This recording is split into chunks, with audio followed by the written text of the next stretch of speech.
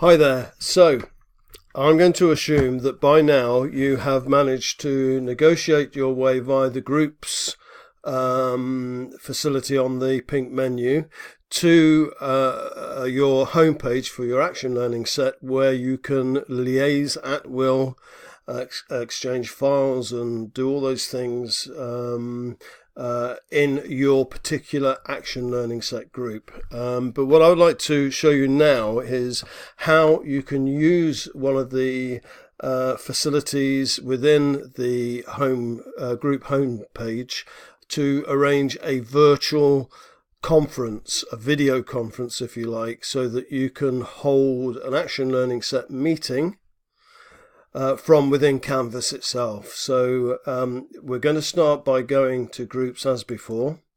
Remember, I've set up a test group here. You will see your particular action learning set group. So it may be, for example, ALS 4 or ALS 7 or ALS 2. It will be your action learning group though. So click on it and you go to the action learning set homepage. Okay. Now, what we need to look for is, if we come down the black and white menu, at the moment home is highlighted, but I want to come down to conferences and click on that, and you will see up in the right hand corner here a blue box which says plus or add a conference. So we're going to do exactly that. We're going to add a new conference. A window appears and we have a name for it that is defaulted to the name of the group. So it's just saying it's this particular group's conference. I think we can do better than that. We'll call it our next action learning set meeting. Okay. Ignore the type. Big blue button is the function, or the software, if you like, that sits behind Canvas to enable you to do this. You've got duration defaulting there to 60 minutes. You can make it whatever you want, or you can make it no time limit down here. And you can also enable recording for the conference if you feel that's useful, and everybody agrees that. Just coming back to the 60 minutes time limit, it probably is not a bad idea to keep that time limit to focus you so that you rigorously time each aspect or each stage of the action learning set to make sure that everybody has a fair go, as it were. Okay, so it'll be useful to put a bit of a description in here. So if we put something like our next action learning set meeting is timed for, let's say, 3:30 p.m. on Wednesday. You could add the date.